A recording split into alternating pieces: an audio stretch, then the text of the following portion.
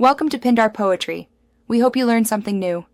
You'll begin by confirming prerequisites: your iPhone, iOS, and available iCloud storage. Once done, connect to stable Wi-Fi and plug in if the battery is low so uploads won't fail. Now open Settings and tap your name. This is where Apple ID lives. If you're not signed in, create or sign in with an Apple ID because iCloud requires it. Make sure two-factor authentication is enabled for security. Doing this early prevents interruptions later in the setup. Once signed in, tap iCloud to view service toggles and storage details. You'll toggle photos to iCloud Photos so images sync across devices, enable contacts and calendars for continuity. Make intentional choices. Turn off apps you don't need to conserve storage.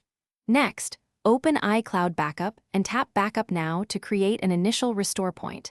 This is essential before major changes. Also enable Keychain for passwords if you want seamless logins across devices. To finish, confirm the initial backup completed and verify iCloud storage usage so you won't hit limits. Make sure Find My iPhone is on for security, set up family sharing if desired, and organize shared folders. If anything fails to sync, try signing out and back into your Apple ID, reboot the iPhone, and ensure iOS is up to date. These steps resolve most issues.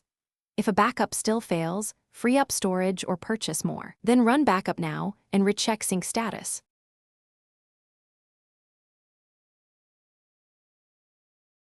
Thanks for watching. Consider subscribing if we helped you.